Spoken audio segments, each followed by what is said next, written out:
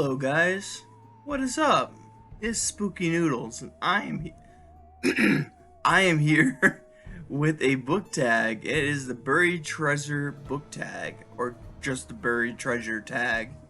Um so I got the questions here and we're going to rifle through them and we're going to answer them. And it should be fun, guys. I already got the pile of books right here. Chester's by my side, but he's of course tired like usual.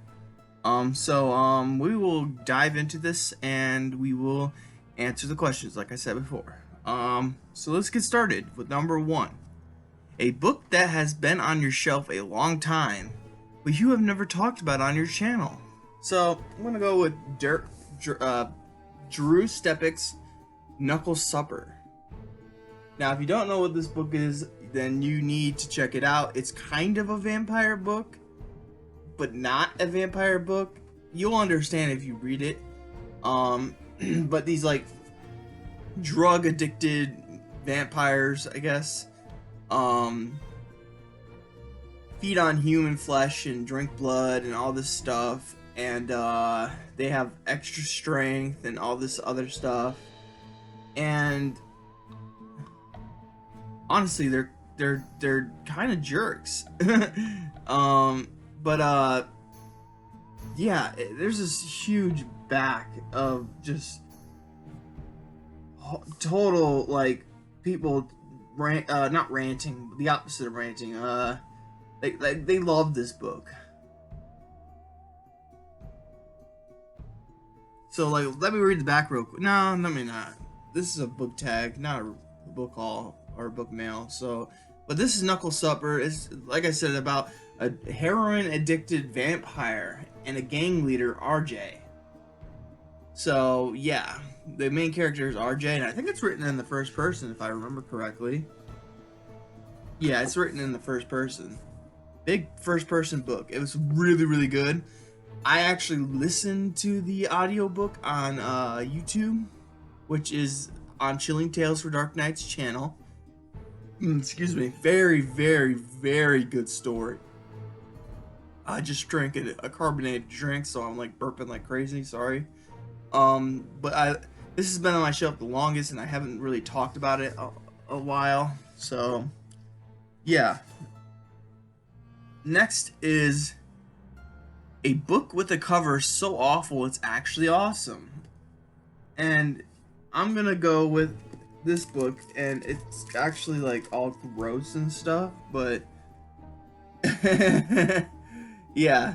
So like, part of me wants to love this, but part of me doesn't understand what it. Am I looking at a huge bat hovering over a beach? Like, what am I looking at?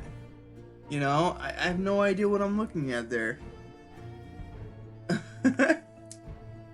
But it's a bat, and I love bats, but it looks like a taxidermied bat. So I don't know what to think about this. But this is Jenny's Loki. Oh, I said Loco, my bad.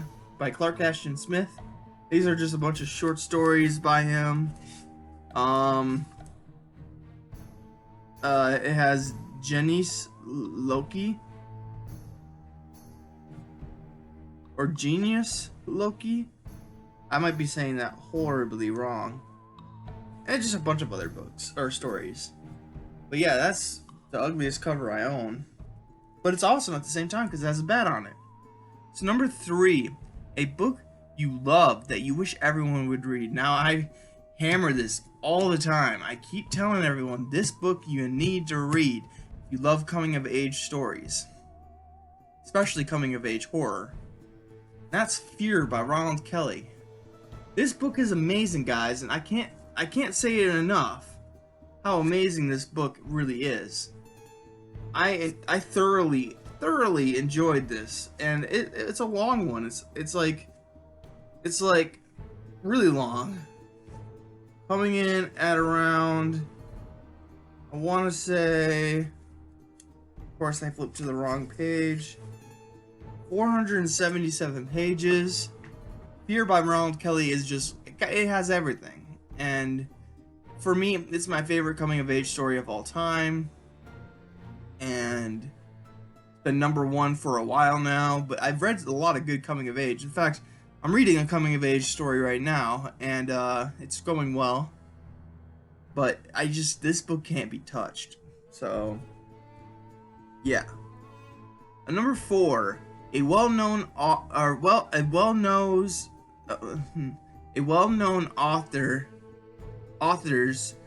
underappreciated work. Now, I don't know if this is true or not.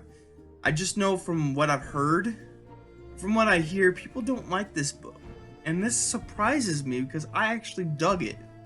Now, of course, I dug a certain part of the book. The other part of the book wasn't that great. But I'll give it that. It wasn't that great in one side of the book. But the other side of the book, the other storyline, fantastic. I loved it so much. And that is, what I'm talking about is Richard Lehman's The Woods Are Dark. Of course, I have a second printing, so I don't have to get the cool die cut. But, yeah. Pretty cool stuff, I gotta say. There's the back. That's what the die cut would have looked like, I believe.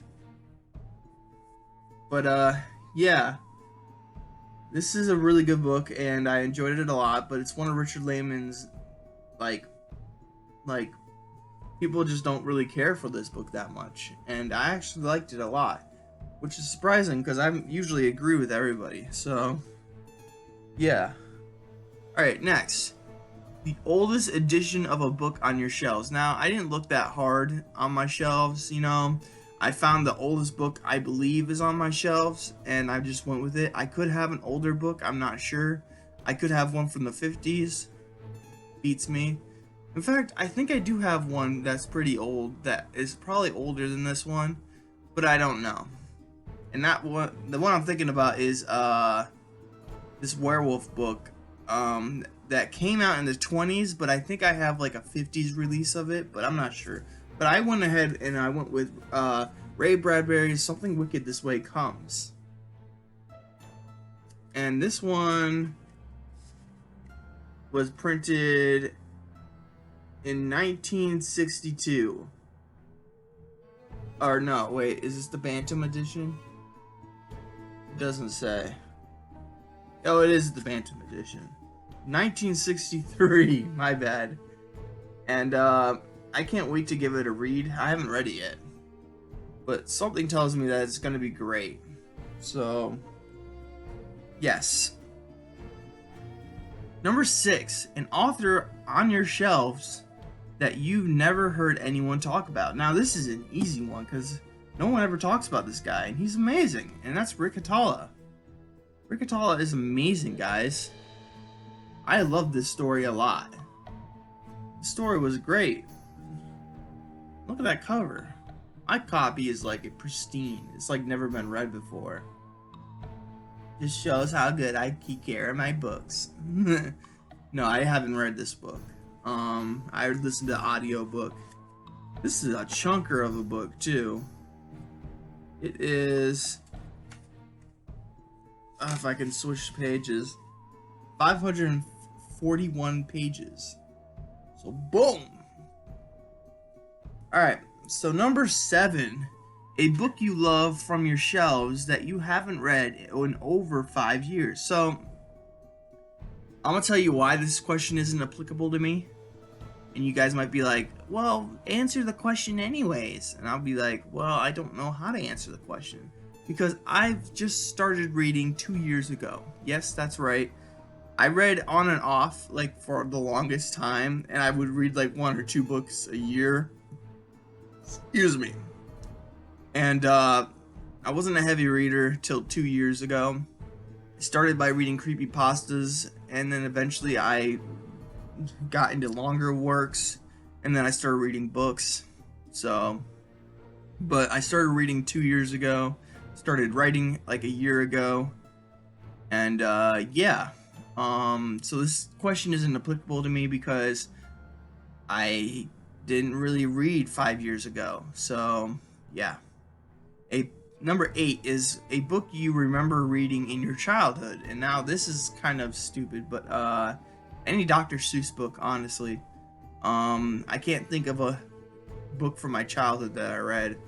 I did read this one book. I forget what it's called, but it's in the same vein as Goosebumps and Stories to Tell in the Dark, Scary Stories to Tell in the Dark. I forget what it's called. I own it, but I don't know where it is. But it has the story with the girl with the green ribbon, which she wraps around her neck to keep her head on her body.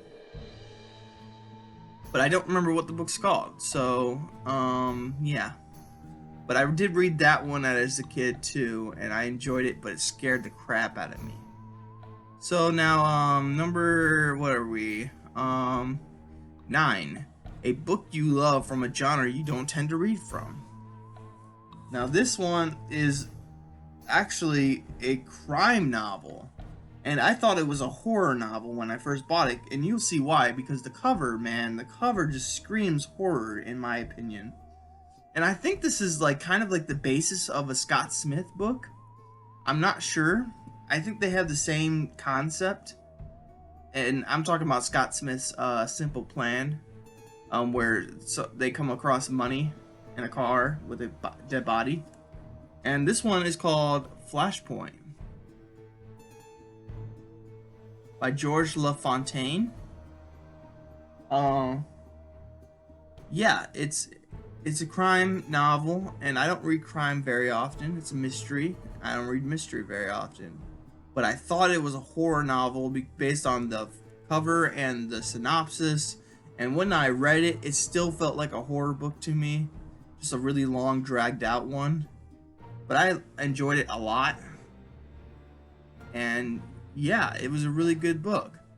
I don't know what else to say about it other than it was a good book. Yeah. And then number 10 is a non-related book question. Number 10 is tag a booktuber who has buried treasure in their videos. So, who do I tag? Well, I don't know if he's done this yet, but I'll tag Brad Procter. And if you're seeing this, Brad, you're tagged, dude. So you have to do it. You have to do it. Sorry. I want to see what your treasure looks like. That sounds kind of pervy. I don't know why. But yeah. This has been my buried treasure. Hope you guys enjoyed the video. I haven't pulled that Drew Stepik book. I own the sequel to the Drew Stepik's Knuckle Supper, and it's called Knucker. That sounds like a Freudian slip. And Knuckles Ballad is the sequel, and I don't know where it is. I think it's downstairs, and I've been meaning to give it a read for a while, but just haven't really had the time. Had other books on my mind, so hope you guys enjoy the book tag. Let me get my little camera here. I haven't been recording. No, I'm just kidding. I thought that was gonna happen for sure, but yeah. I hope you guys enjoyed the book tag. I don't know. Forgot how to end these things. I hope you guys are having a good day. I hope you have a spooky night. And I'll catch you in the next video. Maybe it will be another book tag. Who knows? Bye, guys. My jokes can be a turtle disaster. Now I am become death, the destroyer of